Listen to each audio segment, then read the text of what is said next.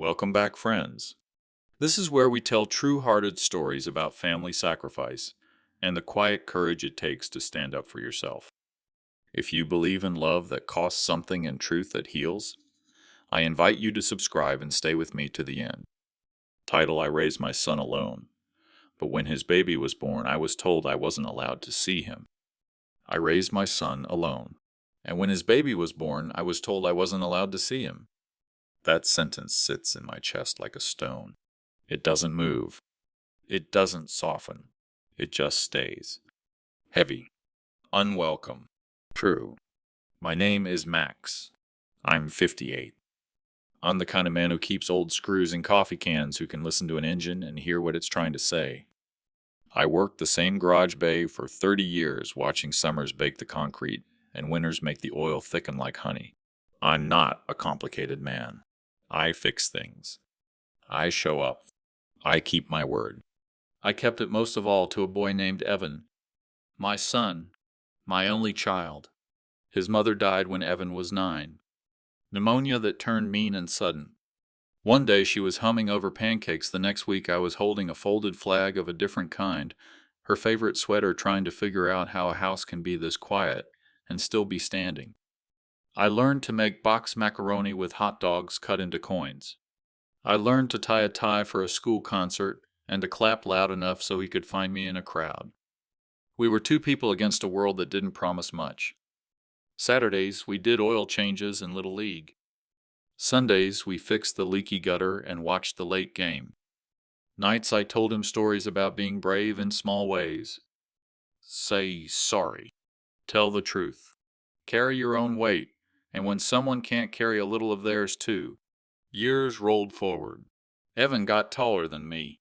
He learned the language of computers, and I smiled like a fool when he shook hands at graduation. Then he fell in love with a girl named Jenna. She was pretty and quick and came from a family that set a table with more forks than I knew what to do with. I stood in their dining room once, in my cleanest shirt, nodding along to conversations I didn't understand, and told myself this was good. My son was building a life. The day came when they said the baby was on the way. A boy. My first grandchild. I put a small stuffed bear in a paper bag and a handwritten note in my pocket. I had nothing fancy to bring, just a promise I'd kept for almost 3 decades that I would be there. The hospital hall smelled like bleach and tired coffee. Fluorescent lights hummed overhead. A television in the waiting room played a game show with the sound off. I sat, stood, paced, sat again. Checked my phone. Nothing. I texted Evan, "How's Jenna? How's the little guy? I'm in the lobby." He wrote back once, "Not yet. Hang tight." I tried. I really tried. Jenna's parents arrived an hour later. Their coats were expensive. Their smiles were polite, then thin. We made small talk that didn't hold. A nurse came to the desk and called a name that wasn't mine. Family of Jenna Martin. Her mother stepped forward. Her father followed. The nurse glanced at me, then past me. They were guided through a door that needed a badge to open. The door side shut. I could see only a sliver of bright hallway through its little window. I waited. Another hour. Then another. The bear grew heavy in my hand. I took out the note and read it to myself. "Welcome, little one. Your grandpa loves you. I'll teach you how to hold a hammer and how to tell the truth." I folded it back up, smoothing the crease with a thumb that still carried a thin black line of grease no soap could remove. My phone buzzed. At last. But it wasn't Evan. It was Jenna. "Please don't come back here. Not today. It's a stressful time. We need calm. We'll let you know when it's appropriate to visit." Appropriate. I read the word again. It felt cold in my mouth. I stared at the door. The door that opened for everyone else. The door I could not pass. A nurse walked by and offered a kind smile that made me feel smaller. "Sir, do you need anything?" she asked. I'm the baby's grandfather," I said, as if saying it might make it more real. I raised his father. She nodded. A soft, practiced nod that belongs to people who meet hard news every day. "I'm sure you'll meet him soon." Soon.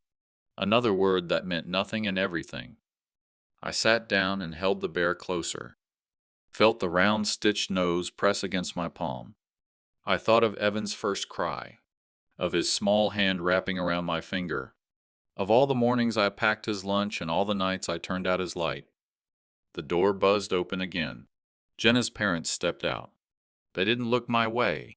I stayed until my legs ached, and the coffee machine coughed its last cup. The note stayed in my pocket. The bear stayed unheld. And somewhere just beyond that door, a baby took his first breaths in a world where his grandfather was already waiting on the wrong side of the glass. I drove home that night with the dashboard glowing blue against my tired face. The bear sat in the passenger seat, still wrapped in the paper bag as if it too had been turned away. The streets were slick with melted snow glistening under yellow lamps. Spokane was quiet, but inside me it was anything but. The steering wheel felt heavier than usual. Maybe it was the years pressing down, or maybe it was the memory of that door shutting in my face.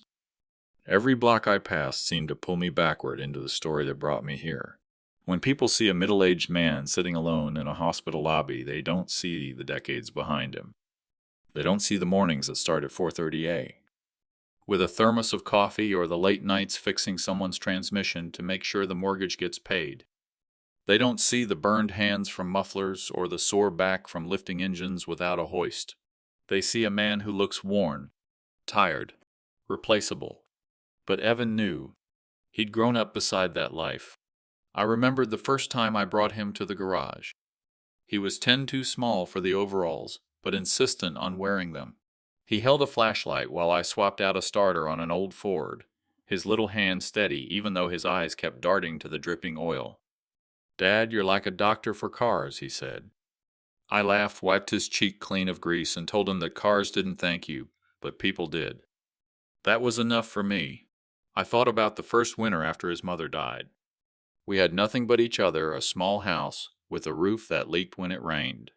I worked overtime to buy him a real winter coat. When I gave it to him on Christmas morning, he wrapped his arms around me, whispering, "Best Christmas ever, Dad." That coat cost me 3 weeks of late shifts, but hearing him say that it was priceless. And now, I couldn't even see my grandson. The unfairness clawed at me.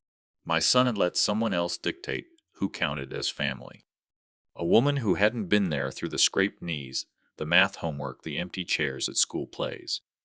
She came into his life halfway through, and now she held the keys to the only door that mattered. I sat at the kitchen table when I got home, the same table Evan had done his homework on. The wood bore pencil marks from years ago, faint lines where he'd pressed too hard with his number 2 pencil.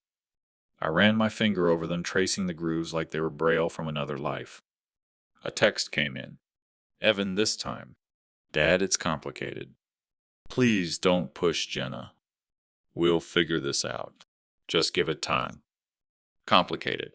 Time. Words people use when they don't want to tell the truth out loud. I wanted to call him to shout, to remind him of all the times I'd stood between him and the world. But instead I set the phone down. My chest ached. My jaw clenched until it hurt. I walked into the spare room, the one I had been turning into a playroom. There was a small shelf with picture books I bought from the thrift store. A rocking chair that creaked but still held steady. On the floor, a rug patterned with cartoon cars. I had imagined sitting there, my grandson in my lap, reading Goodnight Moon in a voice softer than the one I'd used with Evan. A chance to redo fatherhood without the weight of bills and deadlines. Just joy. But the room was silent. I sank into the rocker, let it groan beneath me. The bear sat on my lap now, its stitched smile mocking me. I pressed a hand against my face, felt the roughness of a day, unshaven, and whispered into the quiet house I just wanted to meet him. That's all. The walls gave no answer. Only the sound of the wind against the eaves. That night, I didn't sleep. I stared at the ceiling, replaying it all, the text from Jenna, the silence of my son, the way the nurse looked at me like I was a stranger. And for the first time in years, I wondered if maybe I was. The next morning, I drove back to the hospital. Part of me knew I'd be turned away again, but another part, the stubborn part that had kept me alive through every setback, refused to believe my grandson's first hours on earth could pass without me being there. The parking lot was half-frozen patches of ice, glinting like shards of broken glass. I walked carefully, clutching the bag with the stuffed bear, my breath fogging the air in sharp clouds. The automatic doors hissed open, welcoming me into that sterile brightness I hated already. At the reception desk, a young nurse greeted me with a smile that didn't quite reach her eyes. "Can I help you, sir?" "Yes," I said, clearing my throat. "I'm here to see my son Evan and his wife Jenna. They just had a baby boy." Her fingers danced over the keyboard. Then the smile faltered. "Visitation is limited right now. Only immediate family by approval." "I am immediate family," I replied, voice tight. "I raised Evan by myself. I'm his father." She hesitated, then leaned closer, her voice dropping into a whisper meant to soften a blow. "Mr. Carter, I'm sorry, but his wife left instructions. No visitors except her parents." It felt like a slap. I gripped the counter so hard my knuckles whitened. "Her parents?" I asked. "They get to go in, but I don't." The nurse shifted uncomfortably. "It's not my call, sir. I really am sorry." Behind me, a voice I knew all too well cut through the air. "Dad, what are you doing here?" I turned. Evan stood a few feet away, his hair a mess, dark circles under his eyes. He was dressed in wrinkled hospital scrubs, still wearing the wristband. My heart leapt just seeing him, but the look on his face wasn't joy. It was panic. "I came to meet my grandson," I said, steadying my voice. "Is that too much to ask? Dad not here," he muttered, glancing toward the hallway. "Jenna's exhausted. Her folks are inside with her. She needs calm right now." Calm. That cursed word again. "What about me?" I asked. "You think I'm going to upset her by holding my grandson for 5 minutes after everything I've done for you?" Evan ran a hand through his hair, avoiding my eyes. "Please don't make this harder." I stepped closer, lowering my voice. "I changed your diapers, boy. I worked myself into the ground so you could eat, so you could get to college. You're standing here today a father because I never gave up on you. And now you're letting them treat me like I don't exist." His face crumpled for a second. I saw the boy he used to be flicker in his eyes. But then it hardened. "It's not about you, Dad. It's about Jenna. She needs to feel comfortable. Please just respect that." Respect. The word tasted bitter. Before I could answer, two figures emerged from the hallway. Jenna's parents. Her father, tall, silver-haired, the kind of man who wore his arrogance like a tailored suit, looked me up and down. Her mother clutched a pink blanket in her arms. For one dizzying moment, I thought she was holding the baby. She wasn't. Just a blanket. "Is there a problem?" her father asked, his tone sharp. "No problem," Evan said quickly, stepping between us. "Dad was just leaving." Leaving. Like I had no right to stand there. I swallowed hard, the words burning in my throat. "Congratulations." I forced out my eyes on Evan. "You'll need more than her parents to raise that child. One day you'll realize it." Her father gave a thin smile, the kind of smile men give when they've already won. Jenna's mother wouldn't even meet my eyes. I walked out, the bear still in my hand. The lobby doors slid open, spilling me into the cold. Outside, I stopped for a moment, staring at the ground. The sound of a baby's cry echoed faintly down the hallway behind me. My grandson's cry, and I wasn't allowed to answer it. The next morning, I woke to the vibration of my phone on the nightstand. My first thought was, Evan, maybe he'd come to his senses. Maybe he'd say, "Dad, come meet your grandson." My heart beat faster as I fumbled for the phone, my eyes blurry from a night with almost no sleep. But it wasn't Evan. It was Jenna. The message was short. Too short for what it carried. "Max, we need space right now. It's best if you don't come around. The baby is too young to be exposed to stress, and Evan and I agree that for now, it's better if you don't visit. Please respect our wishes." I stared at the words until they blurred. My thumb hovered over the screen, searching for something, some loophole, some softness hidden in the phrasing. But there was none. Every line felt sharp, deliberate, chosen. I sat there on the edge of the bed, the phone heavy in my hand. My house was quiet. Too quiet.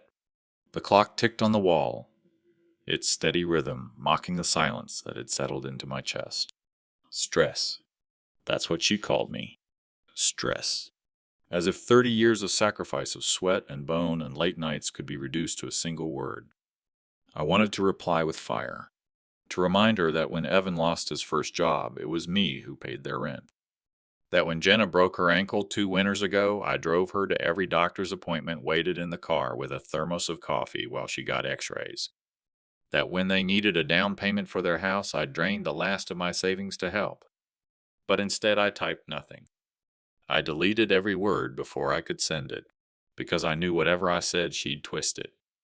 She'd show it to Evan as proof I was the problem. And he'd believe her because it was easier than standing up to her.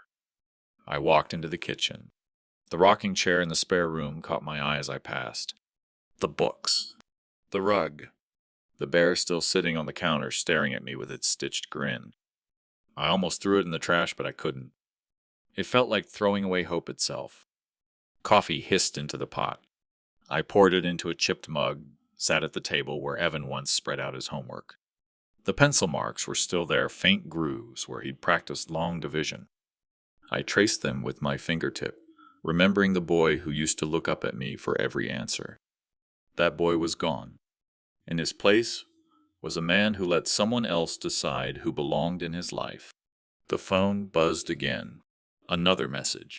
Jenna, this time again it's important you understand this isn't personal. We just need to do what's best for our family. I laughed out loud. Not personal. That's what people say when they're stabbing you with a knife and want you to thank them for it. Best for their family. As if I wasn't family. As if the years I carried Evan through sickness and scraped knees and empty fridges counted for nothing. My chest tightened. For the first time since all this began, anger rose higher than grief. It wasn't ablaze yet, just a flicker, but it was there. I picked up the phone, opened the thread, and typed slowly, carefully, Jenna, I hear you. But you don't get to erase me. I am Evan's father. I am that baby's grandfather. One way or another, he will know me. I hit send before I could change my mind. The silence afterward was loud. I waited, watching the little delivered check mark sit there without a reply. Out the window, a neighbor pushed a stroller down the sidewalk. The baby inside cooed a sound so light it seemed to float on the cold morning air. The neighbor smiled down at the child adjusting a tiny hat. I felt my throat close. My grandson was somewhere only a few miles away, breathing the same air, crying the same cries. And yet, by the order of one woman, I was forbidden from seeing him. I set the mug down with a thud. My hand shook, spilling a dark streak across the table. I didn't bother wiping it up, because for the first time I understood this wasn't a misunderstanding. This was a wall, and I was on the wrong side of it. I couldn't stand it anymore. By the third day, after Jenna's messages and the silence that followed, I drove straight to Evan's house, the little ranch-style place I'd helped them buy. My old pickup rattled into the driveway, the same cracked concrete I'd poured myself 30 years earlier when the property belonged to me. Now it was theirs, or so they said. The curtains were drawn. The porch light was still on, though it was broad daylight, like a forgotten habit. I climbed the steps and knocked. My fist echoed against the door. For a long moment, nothing. Then the lock clicked. Evan opened the door, his eyes heavy with exhaustion, his hair sticking out in a dozen directions. He looked like a man who hadn't slept since the birth, which I knew was probably true. Dad, he whispered. Not joy, not welcome, just surprise edged with discomfort. I didn't wait for an invitation. I stepped into the entryway, my boots heavy on the wood. We need to talk, I said. He shut the door quietly, glancing down the hall. From somewhere deeper in the house, a baby cried, a soft, desperate wail that pierced me straight through. I froze, every instinct in me ready to move toward that sound, to scoop up my grandson and hush him like I once hushed his father. But Evan shifted in front of me, blocking my path. Dad, Jenna's trying to rest. Please don't. I cut him off. My voice was sharper than I meant, but I couldn't stop it. Why didn't you defend me? He blinked. Why didn't you stand up for me? I repeated. My words cracked. At the hospital when she told me to leave. When her parents walked past me like I was nothing. Why did you just stand there? Evan rubbed the back of his neck. Dad, it's not that simple. Yes, it is, I snapped. I raised you. Alone. I sacrificed every ounce of myself so you could have a chance. I buried your mother and carried you on my back through everything. And when it's time for me to meet my grandson, the only thing you do is look at the floor. His eyes filled with something, guilt maybe, but his jaw tightened. You don't understand Jenna, he muttered. She gets anxious. She needs to feel like she has control. The hospital was stressful, and her parents, they wanted things a certain way. Her parents? I repeated, my voice cold. What about me? What about the man who kept you alive when we had nothing? Don't I matter? Evan flinched. Of course you matter. But Dad, marriage is about compromise. I can't just ignore Jenna's feelings. And what about mine? I asked. What about the years I bent my back until it nearly broke, the nights I went hungry so you could eat the second jobs, the overtime, the missed sleep, all so you could stand here today and call yourself a father? Did any of that matter to her, to you? He looked down, shame flickering across his face. But then, he shook his head, stubbornness taking its place. You're making this harder than it needs to be. No, I said firmly. She is. And you are by letting her. The baby's cries grew louder down the hall. My throat tightened, every part of me aching to hold him, to whisper the same lullabies I once sang to Evan. But the sound only reminded me how far away I truly was. Evan sighed, running both hands through his hair. Dad, I need you to trust me. Give it time. Jenna will come around. But if you push now, you'll just make her dig in deeper. Please, just let me handle this. I stared at him, my son, the boy I once taught to ride a bike now, a man who couldn't or wouldn't stand up for me, for himself, for the truth. Handle it, I said quietly. Is that what you call this, standing by while she erases me? His face paled, but he said nothing. I turned for the door, the sound of my grandson's cries still echoing behind me. My hand gripped the doorknob so hard the metal bit into my palm. You'll regret this, Evan, I said, without turning back. My voice was low, steady, almost too calm. Because one day that boy will ask where I was, and you'll have to tell him why his grandfather wasn't allowed to hold him. I walked out before he could answer. The cold air hit me, but it wasn't as cold as the truth my son had chosen silence over me. 2 days later, I got a call. Not from Evan, not even from Jenna. From her father. Mr. Carter, he said, his voice clipped, each word polished sharp, like a business deal. We need to have a conversation. Tonight. At my house. 7 o'clock. It wasn't a request. I could have refused. I should have refused. But I went. Because somewhere in the twisted logic of it all, I still believed if I showed up, if I spoke plainly, maybe things could be made right. Their house was everything. Mine wasn't. Grand towering windows, marble steps, hedges cut so neatly they looked like they were measured with a ruler. I parked my old pickup at the curb, its rusted fenders looking like scars in front of their perfection. Inside the living room gleamed. Leather couches, glass tables, chandeliers that threw light down like judgment. Her father stood by the fireplace, a tumbler of something amber in his hand. Her mother sat perched on the edge of the couch, spine straight, lips pursed, and Jenna, my daughter-in-law, beside her holding the baby. Evan was nowhere to be seen. I stood in the doorway, suddenly aware of the grease still stained into the lines of my hands, the scuffed boots on their perfect rug. But I didn't bow my head. Thank you for coming, her father began. His tone said the opposite. We'll get straight to the point. It's clear that your presence unsettles Jenna, and by extension it unsettles the baby. That's not acceptable. I clenched my fists. Unsettles, I've barely even been allowed in the same room. The only thing I've done is show up hoping to hold my grandson. That's it.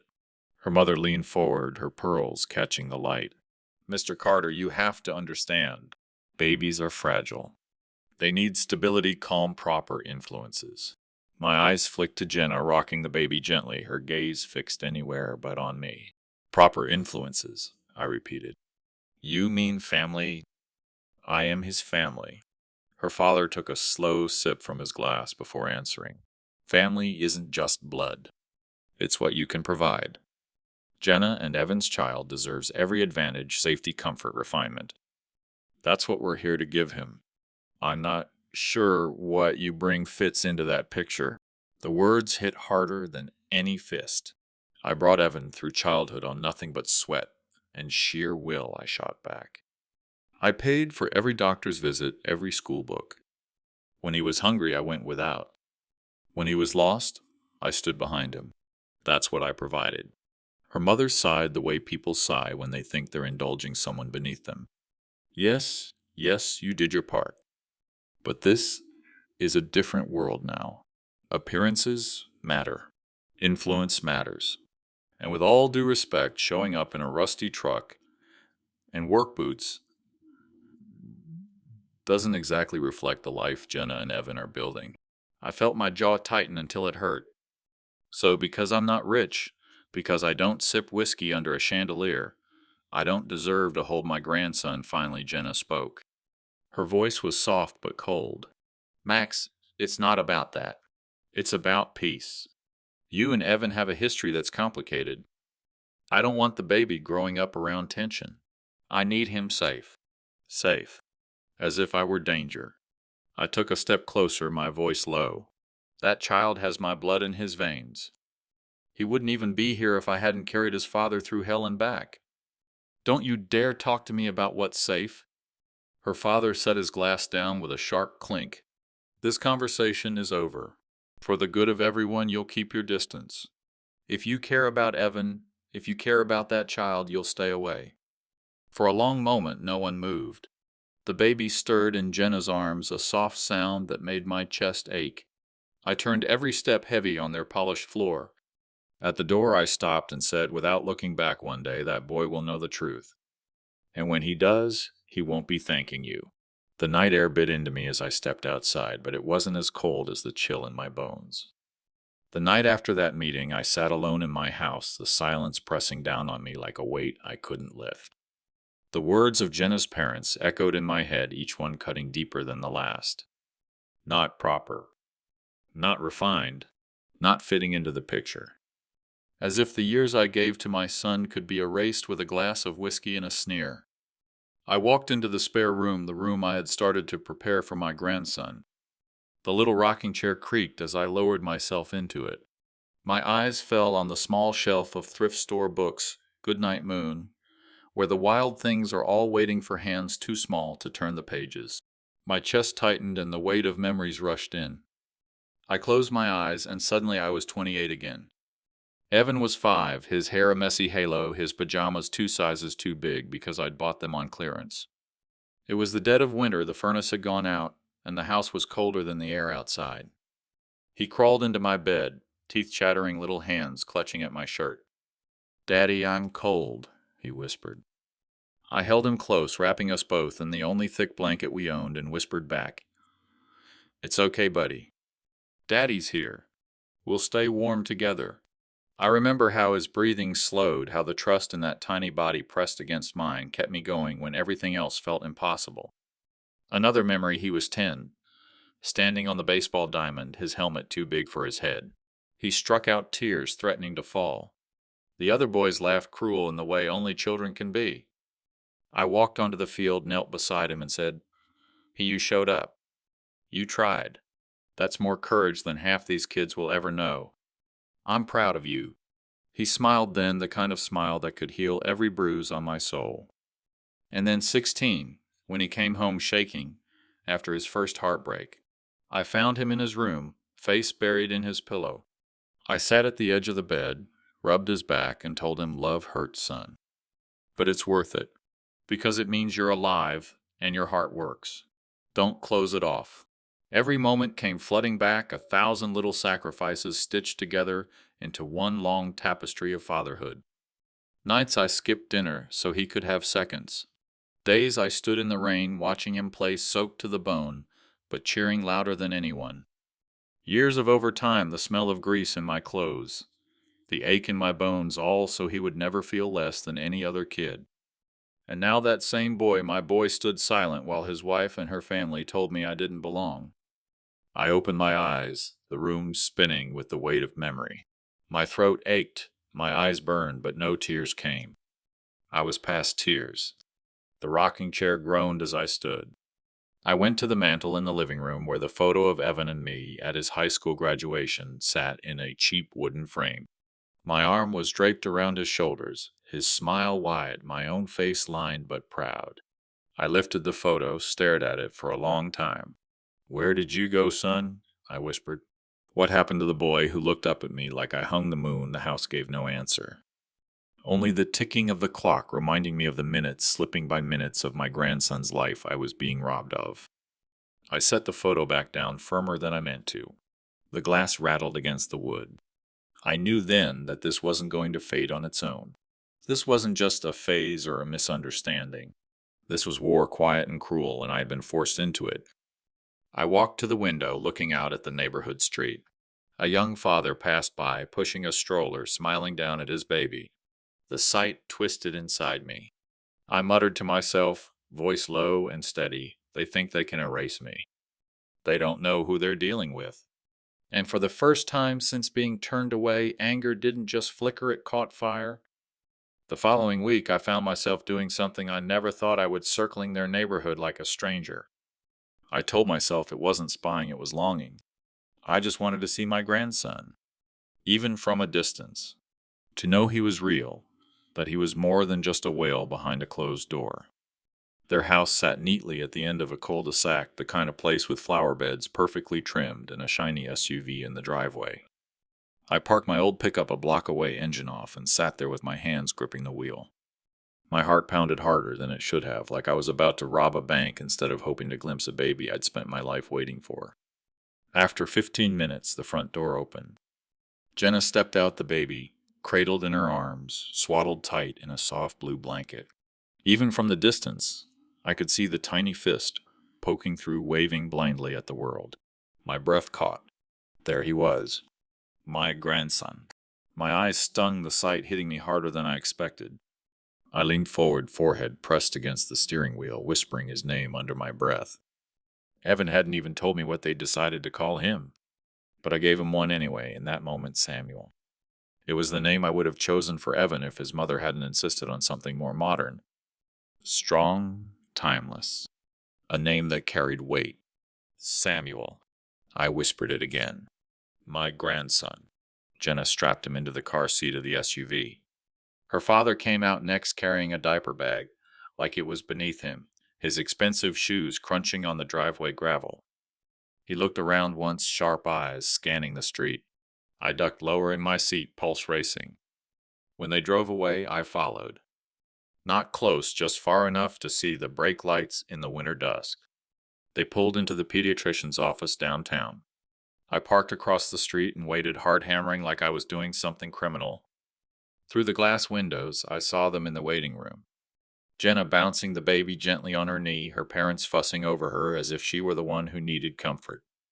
My eyes never left the bundle in her arms. I remembered holding Evan for the first time, how his cry had split the room wide open, how tiny he looked in my calloused hands, how I had promised him out loud, "You'll never be alone, son. Not while I'm breathing." Now here I was alone, while my grandson grew and changed behind glass I couldn't cross. I stayed until they came back out, watched as they packed the baby into the car, and drove home again. I followed once more, each turn making me feel like I was tethered to them by some invisible cord I couldn't cut. When I finally pulled away and headed back to my own house, the silence in my truck felt heavier than ever. I kept seeing the baby's face, or what little I'd glimpsed of it, soft and round, barely peeking out from the blanket. At home, I sat at the kitchen table and pulled out a notebook. I wrote down the date, the time, what I saw. It felt strange, like keeping records of a life I wasn't allowed to touch. But it also felt necessary. If one day my grandson asked me where I was, I wanted to show him. To prove I had been there even if they wouldn't let me in. Page after page, I began to fill the notebook. Hospital visits. Drives around the block. Glimpses through glass. Each one a small act of rebellion against their attempt to erase me. By the end of the week, I had half a dozen entries. And with each one, the anger inside me grew sharper, more focused. Because this wasn't just about longing anymore. It was about justice. And I was beginning to realize that if they wouldn't let me into my grandson's life willingly, I would find another way. It happened on a gray afternoon, the kind of sky that presses low and heavy like it's holding back more than just rain. I hadn't planned to be there, but habit had taken over. My truck seemed to know the route by itself, pulling me down the familiar side streets until I reached their cul-de-sac. I told myself I'd just drive by just one pass to catch a glimpse of Samuel to reassure myself he was still there. But as I rolled down the block, I spotted Evan on the front porch. He wasn't alone. He was holding the baby, my grandson, in his arms. The sight stopped me cold. My chest tightened, my throat dry as sandpaper. The baby's tiny head was tucked against Evan's shoulder, a knit cap covering his ears. Evan looked down at him with the kind of tenderness that made my heart swell with pride and ache with longing all at once.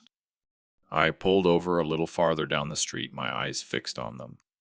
For a moment, I let myself imagine it was me up there, holding Samuel, whispering the same lullabies I once sang to his father. But then Evan's head snapped up. Our eyes met. He froze, recognition spreading across his face, followed swiftly by something sharper, anger. He handed the baby to someone behind him, probably Jenna, and came marching down the porch steps. My stomach dropped. I thought about starting the truck, driving away, but my pride wouldn't let me. I stayed put, gripping the steering wheel so tightly my knuckles turned white. He reached the truck in seconds, slamming his hand against the hood. "Dad, what the hell are you doing here?" I rolled down the window slowly, trying to keep my voice calm. "I just wanted to see him, Evan. That's all." Evan's eyes blazed. "See him from the street. Do you realize how this looks? Do you realize what Jenna thinks when she sees you parked out here watching like some stranger? I am family," I shot back. "Not a stranger. I shouldn't have to sit in the street just to get a glimpse of my grandson." "You're making this worse," he said, his voice cracking under the weight of frustration. "Jenna's already on edge, and this stalking proves her right. You are a disruption." The word cut deeper than any blade. "A disruption." My voice rose despite myself. "I raised you alone, Evan. I gave up everything so you could have a chance.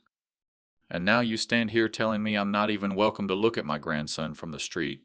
His jaw tightened, his fists clenched at his sides. "I didn't ask you to come here. You think sacrifices give you some eternal pass? You think because you worked hard, because you struggled, you get to control everything forever? I'm not asking for control," I barked.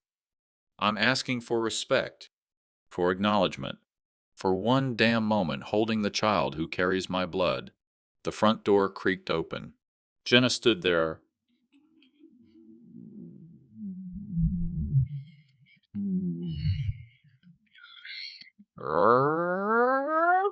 Her father's face twisted in disgust as he spotted me. Her mother muttered something sharp into Jenna's ear. "See," Evan hissed. "You've turned this into a scene. Exactly what I told you not to do." My chest heaved. For a moment I wanted to beg to drop to my knees right there in front of him, in front of all of them, and plead to hold that baby just once. But pride held me upright, stiff as steel. "I didn't turn this into a scene," I said quietly, my voice trembling with restrained fury. "You did. By letting them decide I don't belong. By standing aside while they push me out of my own family." Evan's face hardened. "If you really cared, you'd give us space. But you can't do that, can you? You can't stop pushing." "Because love doesn't wait at the curb," I growled. "Love doesn't sit quiet while its place is stolen." The silence between us crackled like a live wire. Then Jenna's voice cut through, cold and final. "Max, please leave. Right now." I looked at Evan one last time, searching for the boy I'd raised, the boy who once clung to me in the dark when he was scared. But all I saw was a man hiding behind his wife's words. I turned the key, the truck coughing to life. As I pulled away, I saw them all in the rearview mirror, Evan, Jenna, her parents, the baby. My family, yet not mine at all. The anger inside me no longer flickered. It roared. This wasn't over. That night I sat at the kitchen table with the same empty coffee cup I'd been nursing all week. The house felt colder than usual, as if even the walls had decided to keep their distance. I pulled the small notebook toward me, the one I'd started after that first glimpse of Samuel. I flipped through the early pages, short entries written in shaky handwriting. Saw them at the doctor's office. Samuel wore a blue blanket. Jenna's father carried the diaper bag. Waited in the truck until they came back. Pathetic scraps of memory. Like a man scavenging crumbs from a table he once owned. I turned to a fresh page and began to write. This time not just the facts, but the feelings. January 17. Evan looked me in the eye today and called me a disruption. His wife called me unsafe. I was told to leave the street where my grandson lives. Told to disappear. But I won't. I refuse.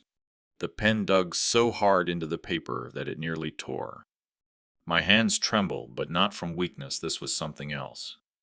Something sharper. I stared at the words until they blurred, then wrote more. Memories, details, fragments of my life that proved who I was. The winter nights Evan and I spent in a house without heat, wrapped in a single blanket. The time I worked double shifts so he could have braces and not be laughed at by classmates. The day he graduated and I clapped until my palms burned. I raised him alone, I wrote. Every step, every scar, every sacrifice was mine. And now because I don't fit into their polished little world, I'm erased. Well, I won't be erased. Not now. Not ever. I set the pen down, my chest heaving. The silence in the room pressed tighter. I could hear the old clock ticking above the mantel, each second mocking me. I stood up, pacing the kitchen, my boots dragging across the tile. On the counter, the teddy bear still sat, its button eyes catching the light. I picked it up, held it against my chest. For a moment I could almost feel the weight of Samuel in my arms, smell the faint sweetness of baby lotion, hear the small hiccup of his breath. My throat tightened. I placed the bear back down carefully, almost reverently. The anger inside me didn't vanish, but it sharpened. It became something I could hold, something I could shape. I realized then this wasn't just about longing anymore. It wasn't even about grief. It was about revenge. Not the violent kind, not fists and fury, but something deeper, something undeniable. The kind of revenge that cuts not with knives but with truth. I sat back down, pulled the notebook closer, and began a list. At the top, I wrote ways they've forgotten who I am. Paid Evan's rent when he lost his job. Covered Jenna's medical bills when she broke her ankle. Sold my tools to help with their down payment. Cooked meals, fixed cars, mowed lawns. Showed up always. The list grew until the page was full, then another. By the time I set the pen down again, my hands no longer trembled. They were steady, certain. I leaned back in the chair, the notebook open in front of me. If Jenna's parents wanted to paint me as unworthy, if Evan wanted to pretend my sacrifices never happened, then fine. But I would not let history be rewritten without my voice. I whispered into the silence one day, Samuel will know who his grandfather was. Not the version they tell him. The truth.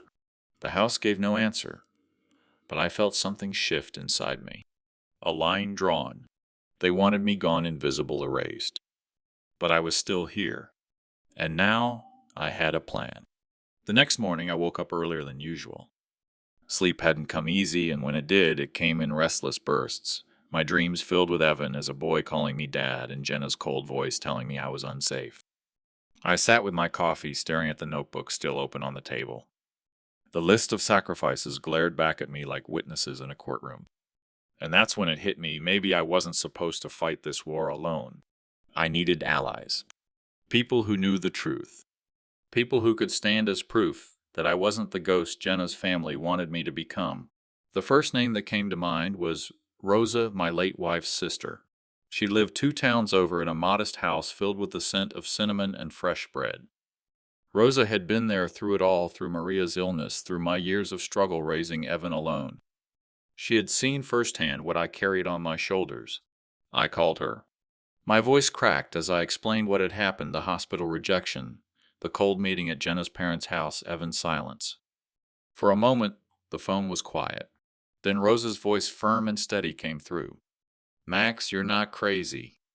You're not wrong. You are family. If they can't see that it's their blindness, not your fault. Hearing her say it lifted something heavy off my chest. Later that week, I stopped by her place. She hugged me tight, the kind of hug that reminds you you're not alone no matter how much the world tries to make you feel that way. Over steaming mugs of coffee, she pulled out old photo albums, Evan birthdays, Christmas mornings, Little League games, every smile framed with my tired but proud face in the background.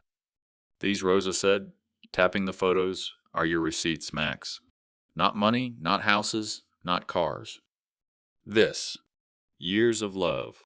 They can't erase that no matter how much they try. I nodded, but deep down I knew love alone wasn't going to be enough. Jenna's family lived in a world of appearances, of influence, of social standing. I needed more than memories. I needed people who could back me up. So I thought of Tom. Tom had been my neighbor for nearly 20 years. He'd watched Evan grow up, helped me fix fences, even loaned me money once when work was slow. When I showed up at his porch, he greeted me with the same rough handshake as always, his eyes narrowing when he saw the strain on my face. We sat on his porch, swinging the wood creaking under our weight. I told him everything, my voice low but steady. By the time I finished, Tom shook his head, jaw tight. That's wrong, Max. Plain wrong. Anyone around here could tell you what kind of father you've been. Hell, half the neighborhood knows the sacrifices you made. You want me to speak up if it comes to that, because I will. The words filled me with something I hadn't felt in weeks, hope. On my way home, I stopped at the grocery store. As I walked the aisles, I ran into Mrs. Henderson, the retired teacher who had lived across from us when Evan was a boy.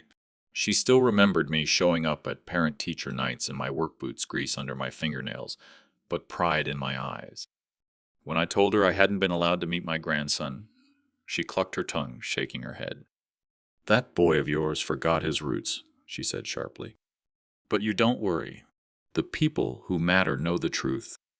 By the time I got back to my kitchen table, my notebook had more names. More stories. More proof. They wanted to paint me as unworthy as less.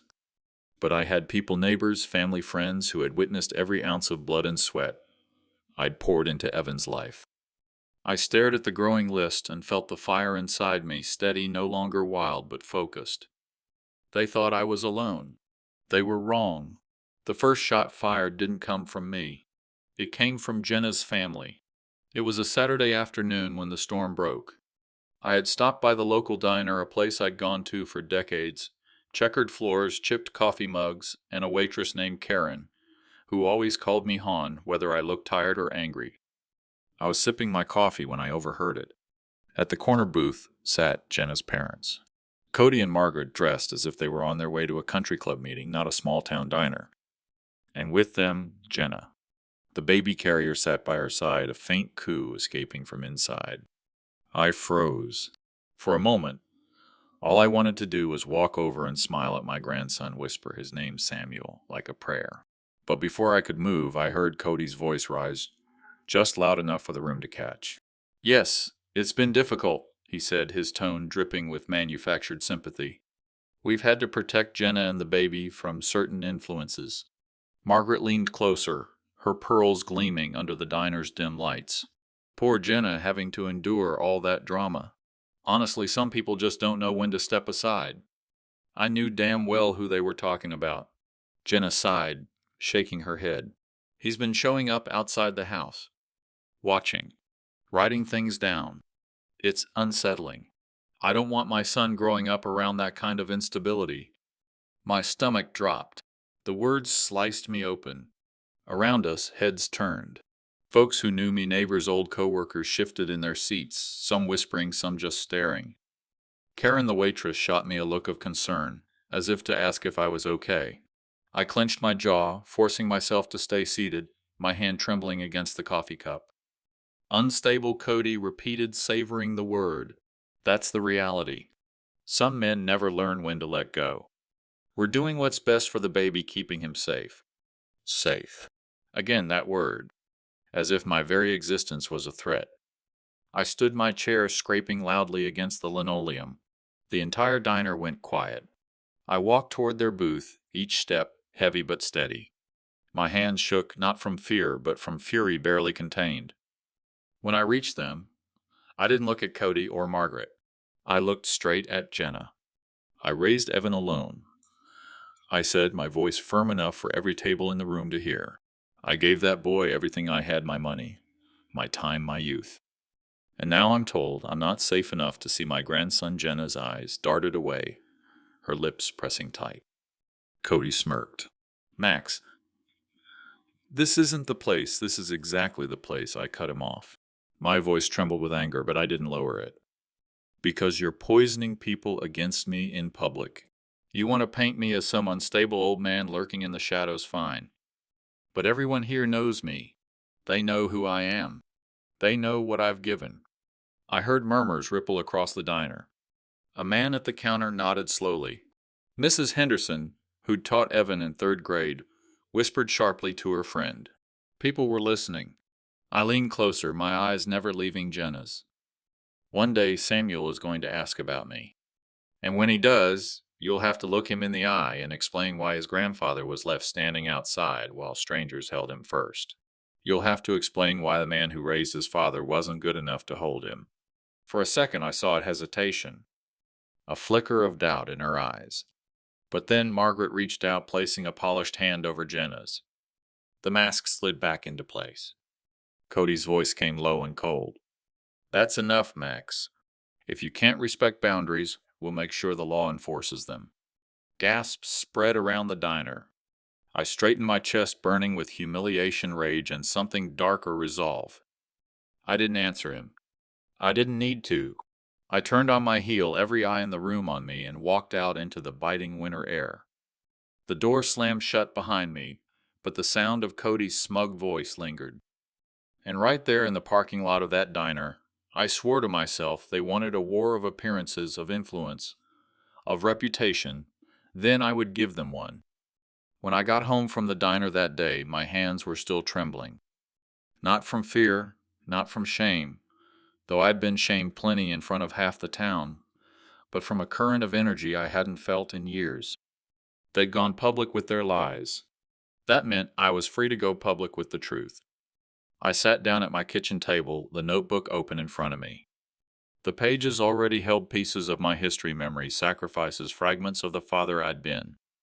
But now I needed more than memories. I needed evidence.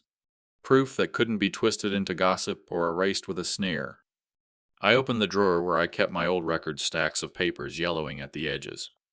Receipts, utility bills, bank statements, all the little pieces of my life that had been spent not on myself but on Evan, and eventually on him and Jenna together. I laid them out across the table like a mosaic of sacrifice. The hospital bills I covered when Jenna sprained her ankle and couldn't work. The credit card statement with charges for Evan's textbooks when he couldn't afford them in college. Even the check I wrote for their wedding deposit drained straight from my savings account. One by one, I slid them into a folder. A folder that would become my shield and maybe my sword. But paper alone wasn't enough. I needed voices too. The next day, I visited Tom, my old neighbor. He sat with me on his porch swing, sipping a beer, the wood creaking beneath us. When I explained what happened at the diner, his jaw tightened. Max, you don't have to prove a damn thing to me, he said. I remember you working double shifts when Evan was little. I remember you fixing his bike when the chain snapped, even though you'd just finished a 12-hour shift. Hell, I remember you standing in the rain at every one of his ball games, cheering louder than anyone else. You want me to say that in front of people? I will. I wrote his name in my notebook, underlined it twice. Later, I stopped by Mrs. Henderson's house. She was sitting on her porch with her knitting needles, her gray hair catching the sun. When I told her about being called unstable in public, she snorted so hard she nearly dropped her yarn. Unstable, Max. You were the most reliable parent I ever dealt with. You showed up to every conference, every school play. You even volunteered for the damn bake sale, and you can't bake to save your life. Despite myself, I chuckled. She smiled softly, then her face grew serious. If they try to ruin your name, they'll have to go through me. Another name in the book. By the end of the week, my notebook wasn't just filled with memories anymore. It was a ledger. a record of who I was witnessed by the people who had seen it firsthand. Still, there was one voice missing, the most important one. Rosa. I called her again. She answered on the first ring, her voice weary but warm. I told her everything about the diner, about Jenna's accusations, about the way Evan looked at me like I was a stranger. There was a long pause on the line. Then Rosa said Max Maria would never have let this happen.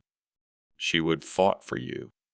Maybe it's time you stop waiting for permission to be in your grandson's life.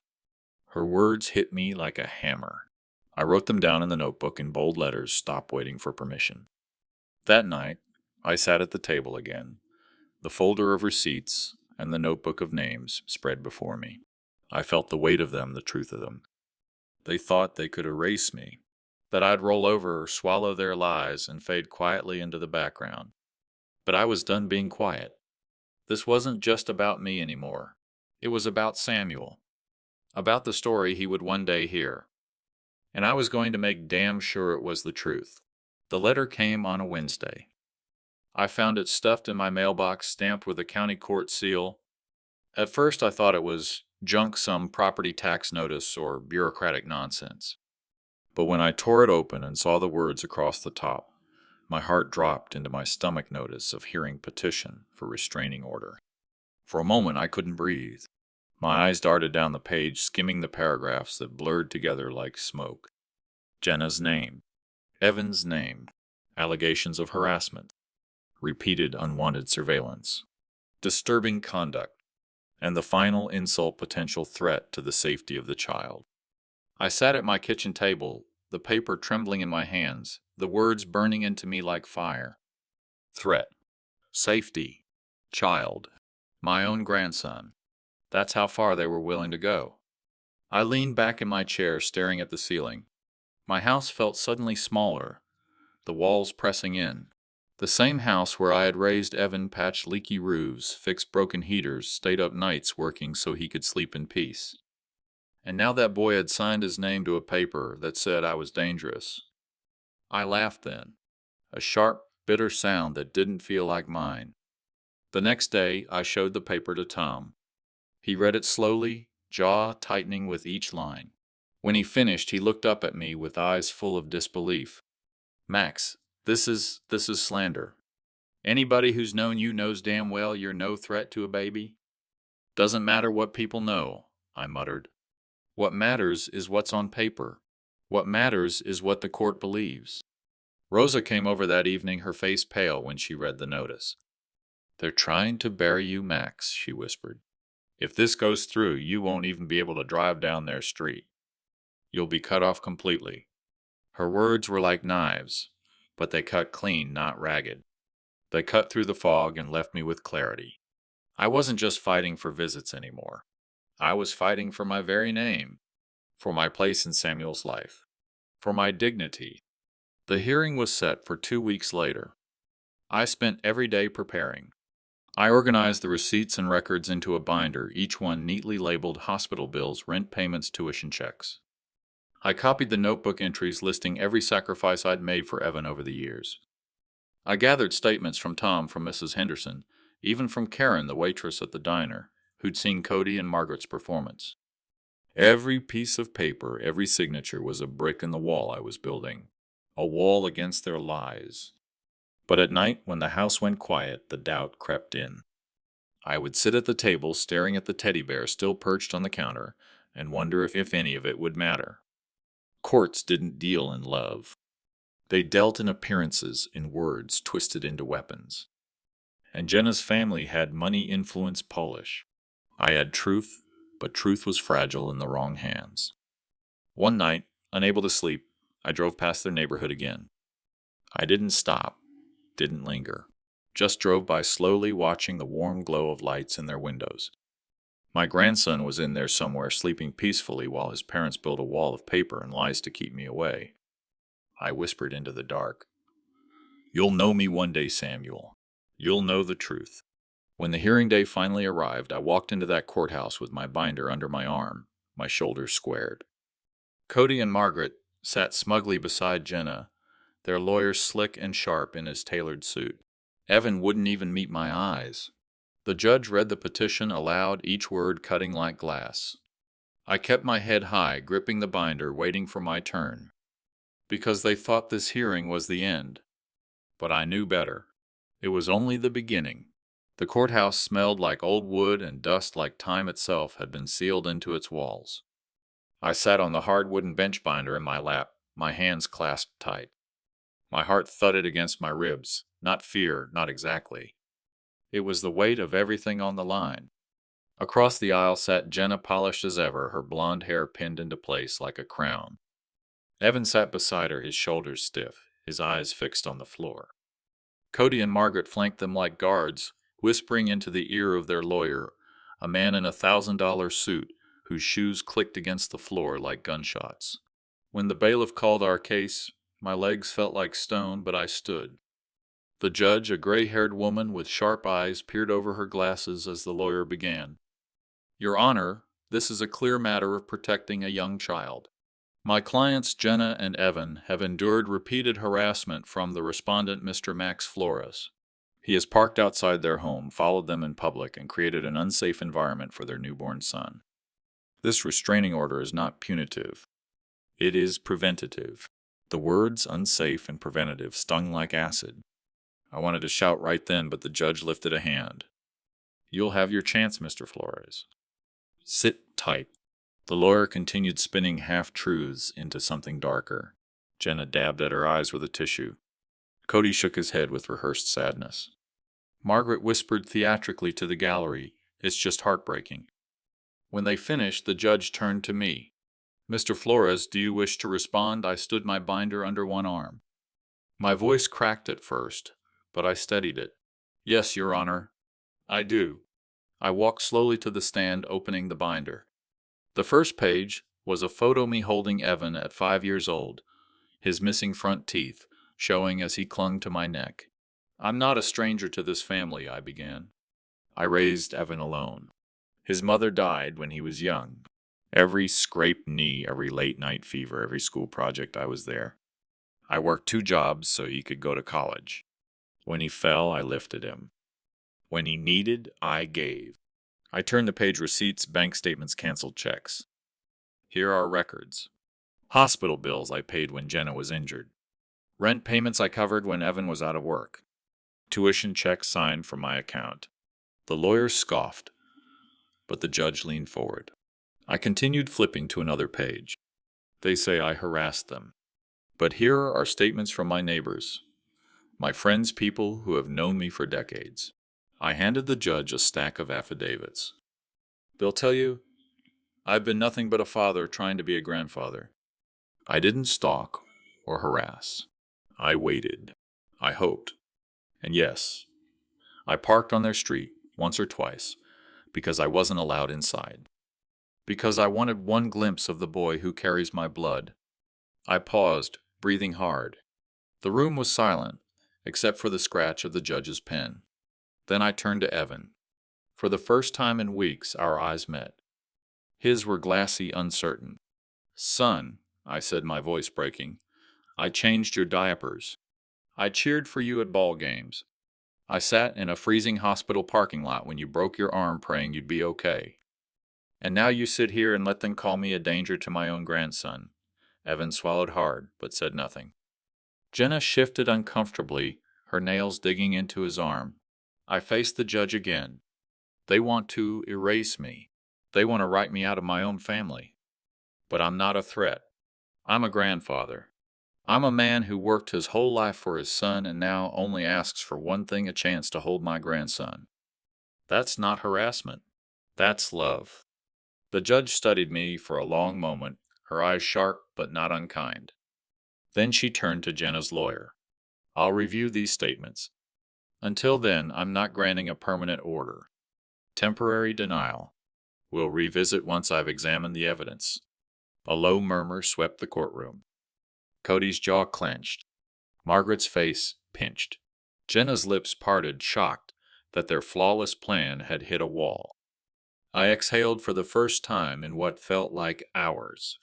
It wasn't a victory, not yet. But it wasn't defeat either. It was a crack in their wall.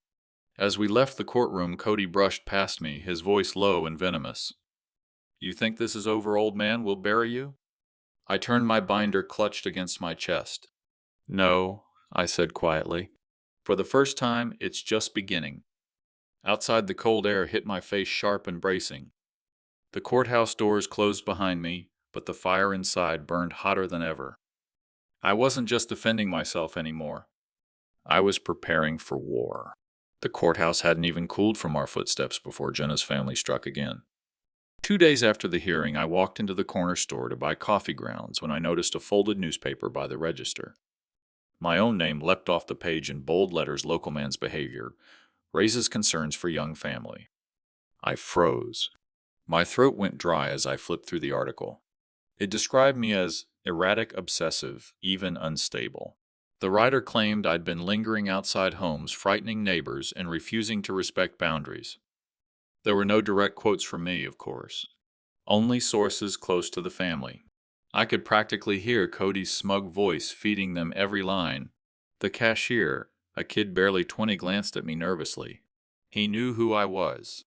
Hell, everyone in town did now.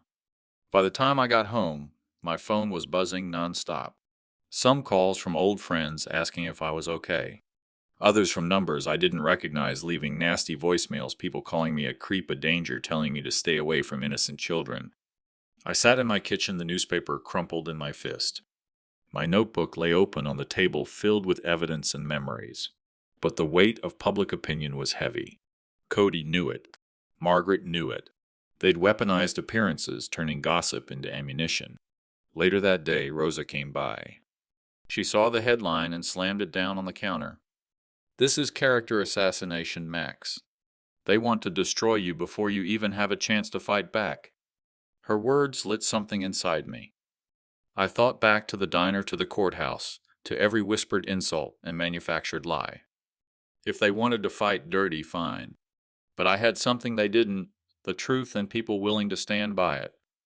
That night I called Tom. He answered on the first ring. I saw the paper, Max. Don't you worry. Folks around here know better.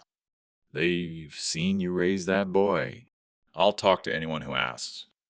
Mrs. Henderson called too, her voice trembling with outrage. Unstable, Max. I remember you bringing Evan to school in the pouring rain because the bus broke down. You worked your hands raw for that boy. People need to hear that side, not just their poison. I thanked her, my chest tightening with something like hope. But the smear campaign didn't stop. By the end of the week, a local parenting group's Facebook page was full of posts warning about me. Be careful, moms, one read. There's a man in town who doesn't respect family boundaries. I didn't need to guess where that came from. I knew then this wasn't just a fight for visitation. It was a fight for my reputation, my very identity. If they won, Samuel would grow up hearing their story, one where his grandfather was a dangerous, bitter old man, best left in the shadows. I refused to let that be my legacy. So I made a decision. I would go public too, but with proof. I spent the next few nights scanning receipts, bills, photos into my old computer. I typed up timelines, the rent payments I covered, the medical bills. I paid the down payment for their house. Each one a nail in the coffin of their lies. Rosa helped.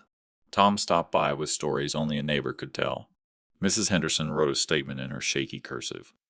Slowly, what I had wasn't just a notebook anymore. It was a dossier, a record, a weapon. As I closed the binder one night, my hands steady for the first time in weeks, I whispered to myself, you want to fight in public, fine.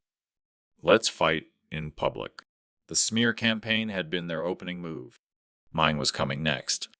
When people smear your name in a small town, the echoes travel faster than wildfire. You can't walk into the grocery store without whispers. You can't stop for gas without sidelong looks. I'd been carrying that weight like a stone strapped to my chest. But by the time I finished putting together my binder, my proof, my story, that stone started to feel lighter. Because I knew what I had to do. I wasn't going to hide anymore. That Friday night, the local community center hosted its monthly town hall. Folks gathered there to talk about potholes, taxes, church events.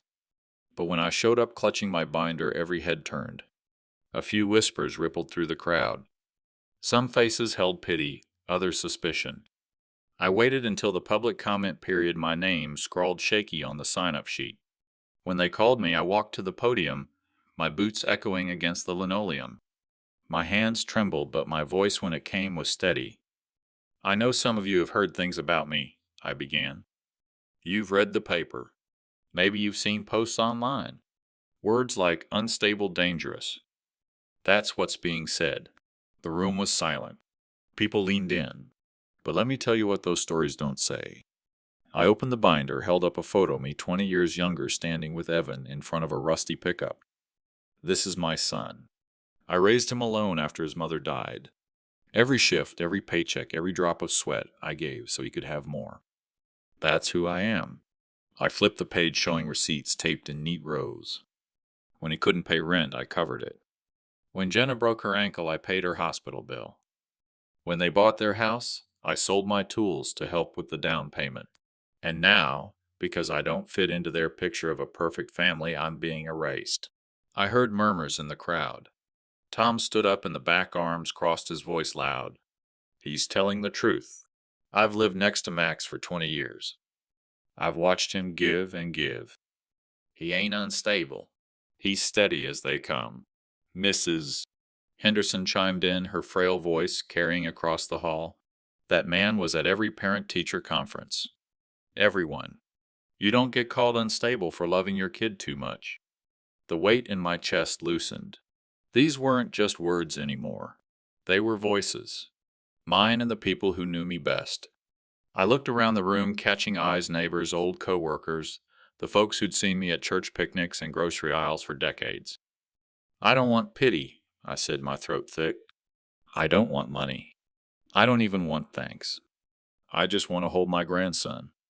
I want him to grow up knowing that his grandfather wasn't some shadow in the corner, but a man who worked his hands raw out of love. For a moment, no one spoke. Then the applause started, tentative at first, then stronger, filling the hall. It wasn't unanimous. I saw Cody's friend in the front row, scowling, shaking his head. But the sound still washed over me like warmth in the dead of winter. As I stepped down from the podium, Rosa squeezed my hand. You did it, she whispered. You turned their lies into your truth. But I knew this wasn't the end. Far from it. Because for every cheer in that hall, Jenna's family would be twice as furious. They thrived on appearances, and I just cracked their facade in front of the community.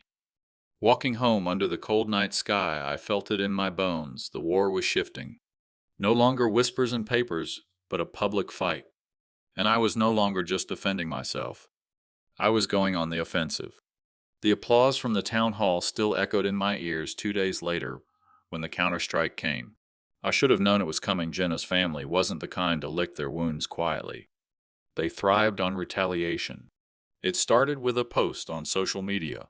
Jenna's account, of course, though I doubted the words were hers. Too polished, too rehearsed. It breaks my heart to see personal family matters aired in public. My husband and I love our son dearly, and will do whatever it takes to protect him. Unfortunately, Max's behavior has been erratic, unpredictable, and unsafe. We've asked for boundaries, but they've been ignored. Please respect our privacy as we do what's best for our child. The comments poured in within minutes. Sympathy, emojis, prayers, notes of support for Jenna. A few voices defended me, but they were drowned under waves of outrage. And then came the gut punch. The next morning, Evan himself stood outside the very same community center where I'd spoken days earlier. A reporter from the local paper had been tipped off, her camera rolling as he delivered his carefully rehearsed lines. My father raised me, yes, Evan said, his voice strained but steady. And I'll always be grateful for that. But what he's doing now, it isn't love. It's obsession. It's unhealthy. For the safety of my wife and my son, we've had no choice but to take legal steps. This isn't easy for me, but I need people to understand boundaries exist for a reason. I watched it online, my coffee cooling untouched in my hands. The words hit harder than the restraining order, harder than Cody's smirks or Jenna's glares. Because this wasn't just lies anymore. This was my son. My boy, the same boy I'd carried on my shoulders, whose nightmares I soothed, whose future I'd sacrifice my own, for standing in front of the world and calling me a danger. Rosa came by later that day, fury radiating off her like heat. She slammed her bag down on the counter. "He doesn't mean it, Max. You can see it in his eyes. That's not his voice, it's theirs." But I couldn't shake the image. Evan's face on that video, his mouth forming words that tore me apart. Whether it was his voice or theirs didn't matter. The damage was done. That evening, Tom stopped by too, a six-pack in hand. He didn't even sit before blurting, "I saw the video." Damn shame. Half the folks in town think he's reading off a script. The other half think he's speaking from the heart. Either way, you're in deeper now. I leaned back, the chair creaking under me. They've got him, Tom. They've wrapped their claws around him so tight he can't even tell where their voice ends and his begins. Tom took a long pull from his beer. Then you've got to pull harder. Remind him who you are. Remind him of the truth. The truth. That word haunted me as I sat there staring at the teddy bear on the counter, the one I'd bought for Samuel, still untouched, still waiting. Later that night, unable to sleep, I pulled out the old photo albums. Page after page of Evan's childhood stared back at me. Birthday parties scraped knees the Christmas when all I could afford was a toy truck from the thrift store, but he'd smiled like it was gold. That was the truth. And if Evan had forgotten it, I was going to make damn sure the world remembered. Because if they wanted to fight this war publicly, then I'd give them a public reckoning they'd never forget. The night Evan's video went live, I hardly slept. I sat at my kitchen table, the glow of the desk lamp spilling over scattered papers and old photos. My binder lay open thick now with documents, witness statements, and records of a lifetime of sacrifice. Every page told the story that Evan seemed to have forgotten or maybe was too afraid to tell. By dawn, I knew one thing: if they wanted to bury me in lies, I'd drag the truth into daylight. Not whispers in diners. Not half-hearted defenses in the grocery store. A reckoning. Something public, undeniable, and unforgettable. The opportunity came quicker than I expected. A flyer landed in my mailbox that afternoon. Margaret Jenkins, Jenna's mother, was hosting her annual charity luncheon at the country club. A fancy affair with half the town's respectable people in attendance: bankers, lawyers, business owners, church leaders. It was exactly the kind of crowd Cody and Margaret used to reinforce their image of wealth and propriety. I stared at the flyer for a long time, my heart pounding. If they wanted to parade their story in front of the community, then I'd tell mine there too. Loud enough so no one could ignore it. That evening I called Rosa. She answered on the second ring, her voice soft but firm. "I knew this was coming, Max." "What's the plan?" I laid it out for her. I'd gather my evidence, my witnesses, and show up at the luncheon. I'd speak not out of anger, but out of truth. Let the town see who really sacrificed, who really bled for this family, and who was now being erased. Rosa hesitated. "They'll fight back harder if you do this. Cody's got influence. He'll try to spin it." "I know," I said, "but I've spent too long letting them write the story. It's time I wrote my own." Over the next few days, I prepared like a man going into battle. Tom agreed to come with me, standing as a witness if anyone tried to throw me out. Mrs. Henderson, frail but fierce, promised she'd speak if the moment came. Rosa, of course, would be at my side. I rehearsed my words late into the night. Not polished speeches like Cody's, but plain truths from a plain man. I thought about Evan, about the boy he had been, the man he'd become, and the grandson I still hadn't held. And I promised myself I wouldn't let my voice shake when I spoke. On the morning of the luncheon, I dressed carefully. My best suit, the navy one I'd worn to Maria's funeral. I polished my old shoes until they shone through the leather was cracked with years of use. I tucked the binder under my arm, its weight solid, almost comforting. When I arrived at the country club, heads turned. Conversations stilled. Cody and Margaret stood near the entrance, greeting guests with wide smiles that faltered when they saw me. Jenna's face paled. Evan avoided my eyes completely. Max, Cody said smoothly, though his jaw was tight. "This is a private event." I stepped closer, binder in hand. "Then why do you invite half the damn town if you can tell lies in public, Cody? Then you can hear the truth in public too." Gasps rippled through the crowd. Margaret hissed, You don't belong here. But I didn't back down. Not this time. I raised my voice so everyone could hear. I built a life for my son with nothing but these hands. I worked until they bled so he could have more than I ever did. And now, because I don't fit their idea of perfect, they're trying to erase me. Well, I won't be erased. The room went silent, all eyes on me. Cody's face darkened, his mouth opening to counter. But before he could speak, Tom stepped forward, his voice booming. He's telling the truth.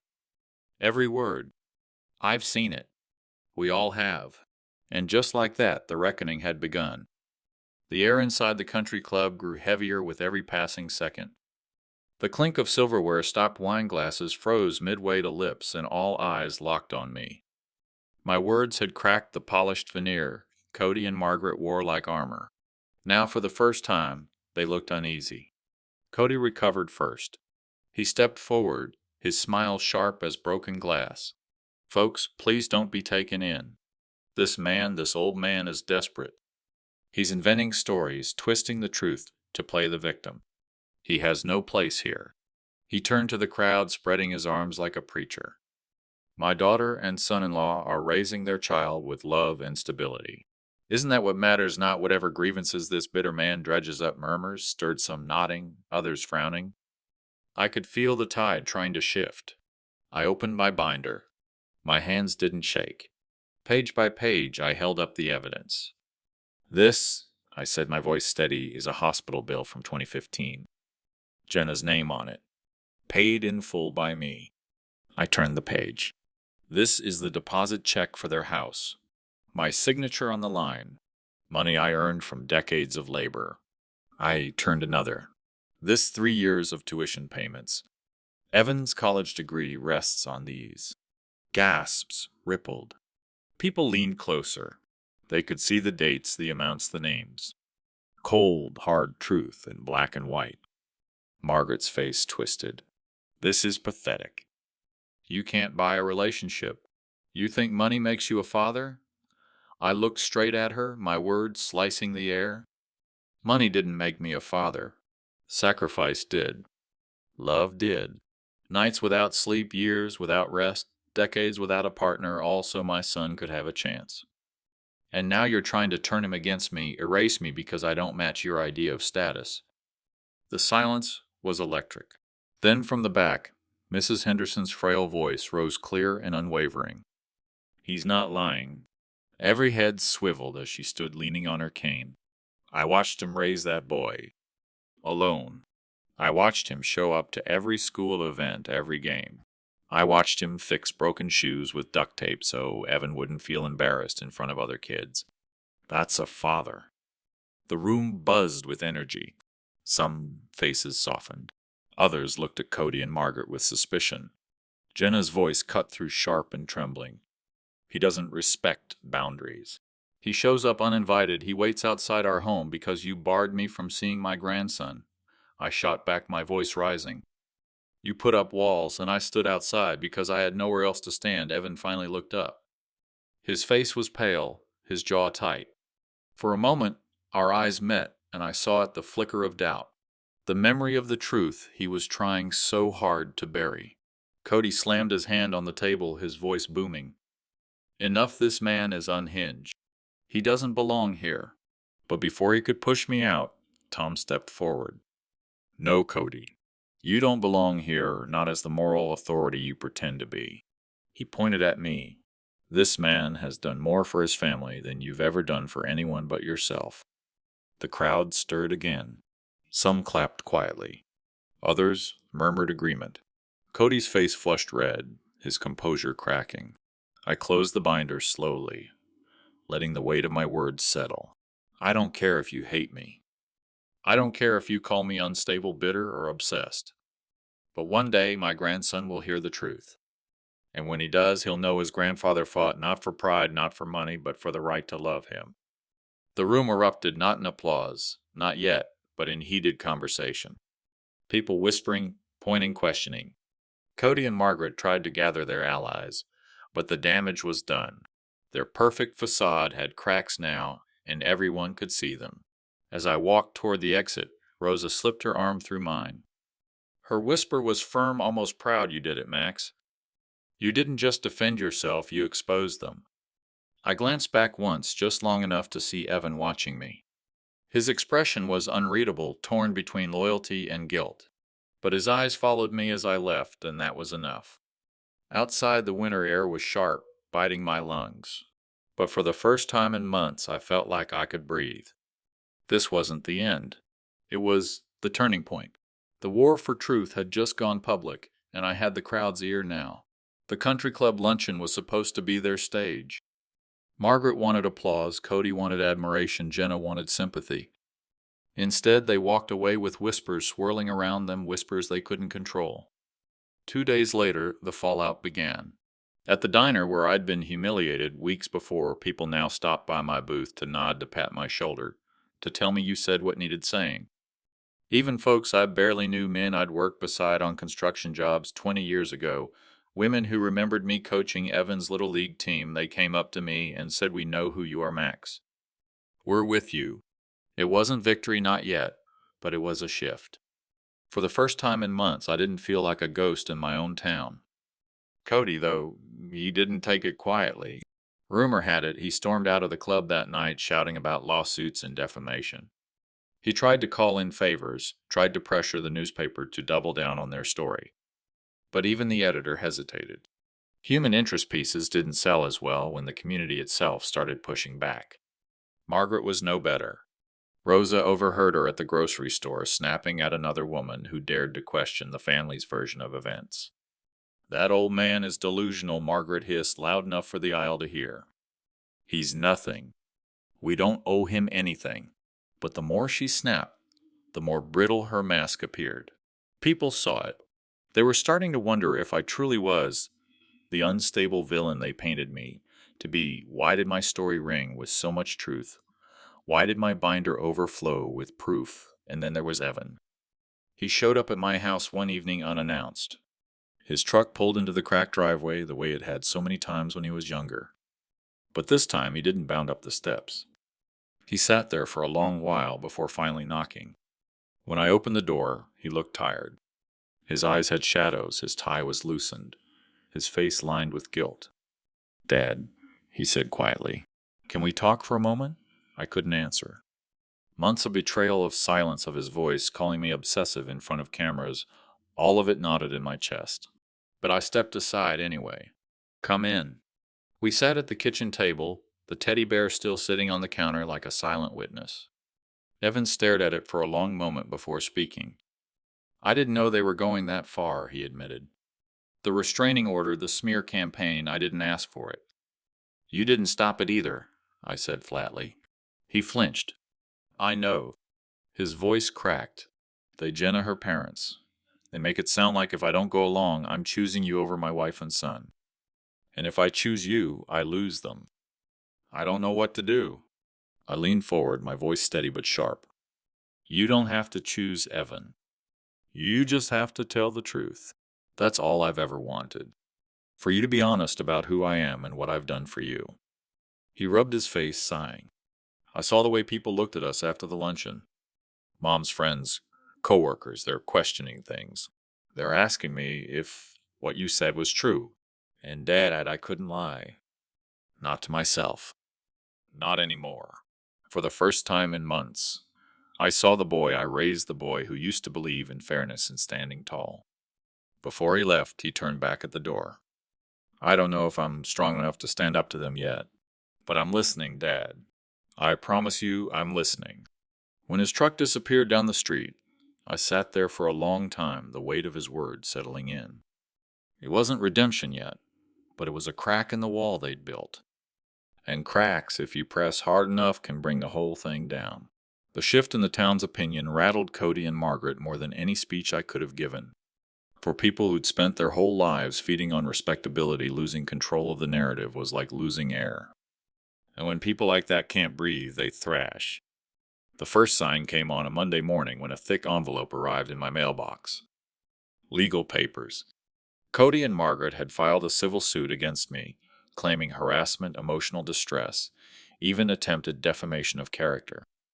I almost laughed at the last one. After months of being dragged through the mud now, they were the victims. But the paper wasn't funny. It was heavy. A court date, demands for damages, threats couched in legal jargon. They weren't just trying to silence me anymore. They were trying to ruin me, to bury me under debt until I couldn't fight back.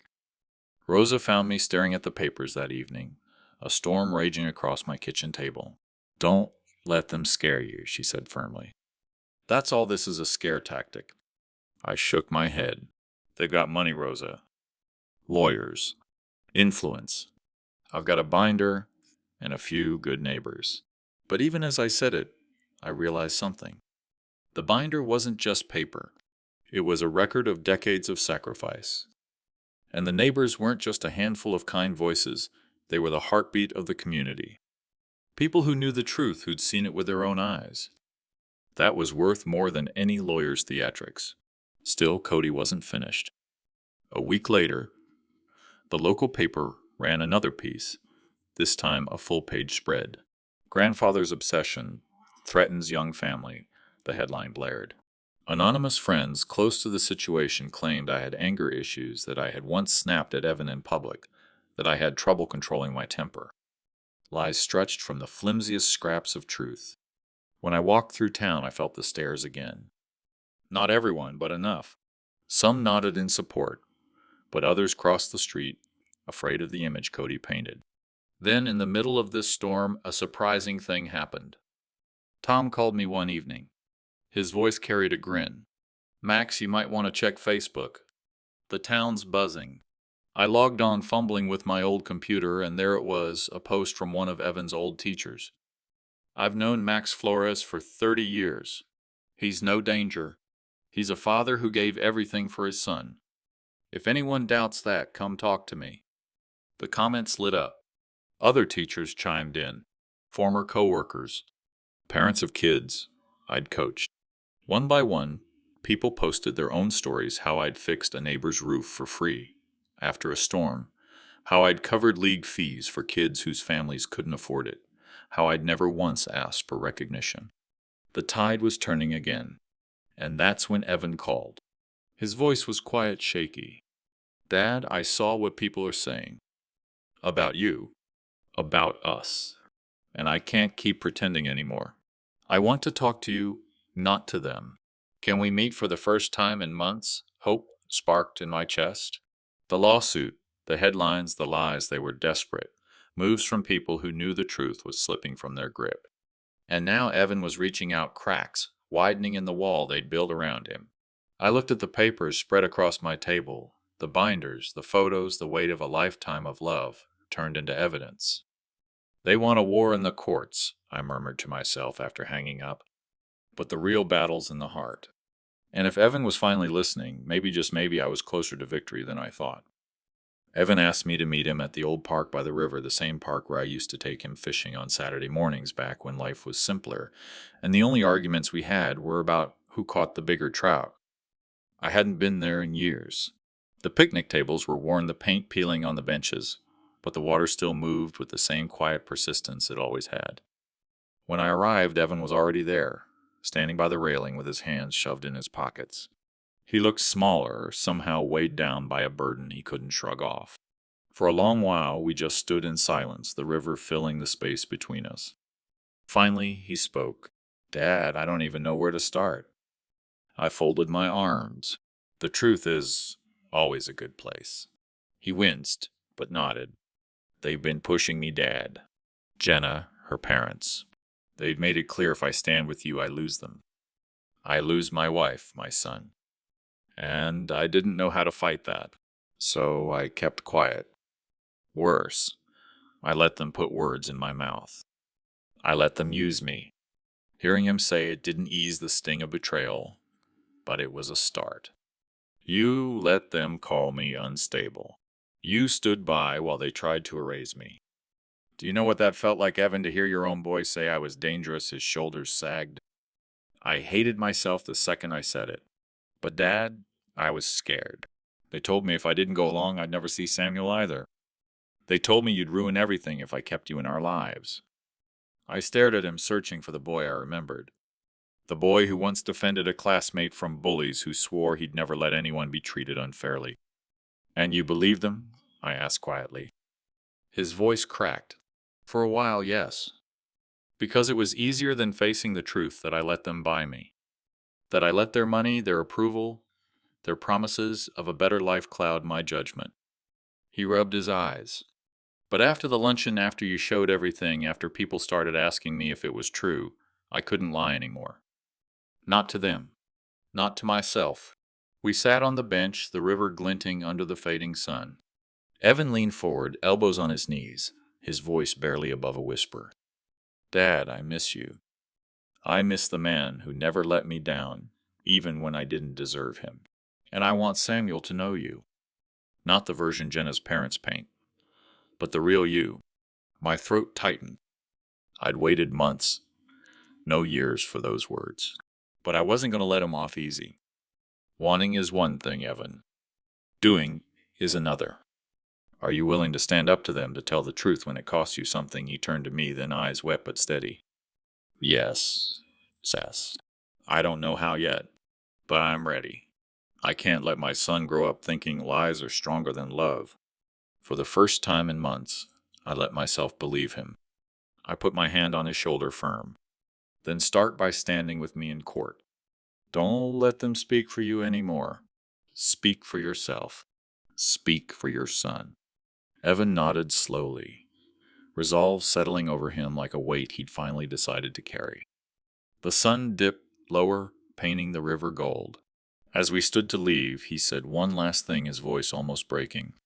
Dad, I'm sorry. For all of it. I didn't answer right away. Instead, I gripped his shoulder tighter and looked him in the eye. Then, prove it, son. That's all I ask. We walked away together, the river behind us and the storm ahead, but for the first time, I wasn't walking into it alone. The courthouse was packed tighter than I'd ever seen it. Reporters hovered by the doors, townsfolk squeezed into benches, the air thick with whispers. What was supposed to be a quiet civil suit, Cody and Margaret's last desperate swing, had turned into the most public moment of my life. I stood at the defendant's table, binder open before me.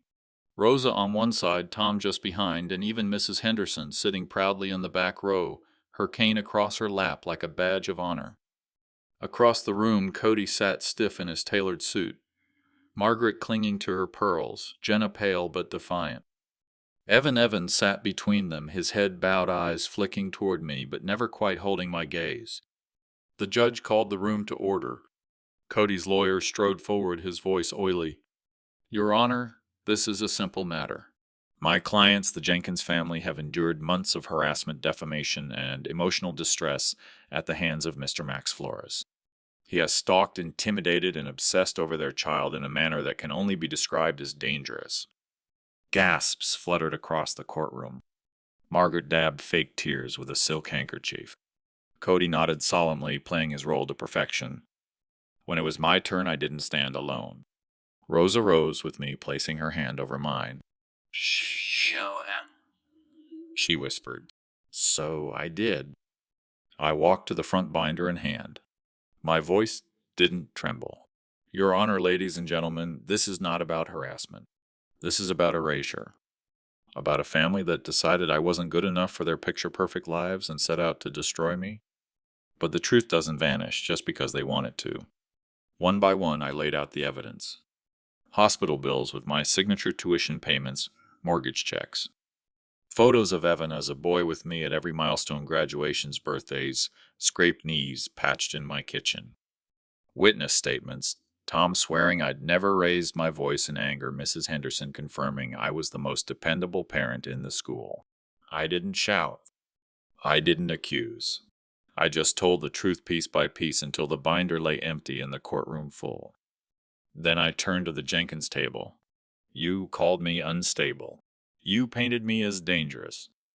But let me ask you this, if I was so unfit, why did you accept my money? Why did you accept my sacrifices for years? You were fine with my hands building your house, my wallet paying your bills. But the moment my grandson was born, suddenly I wasn't good enough to hold him. The silence was thunderous. Margaret stammered. That's not, but before she could finish, Evan stood. Slowly, shakily, but with a firmness I hadn't seen in years. "Dad's telling the truth," he said. His voice cracked, but it carried. "Everything.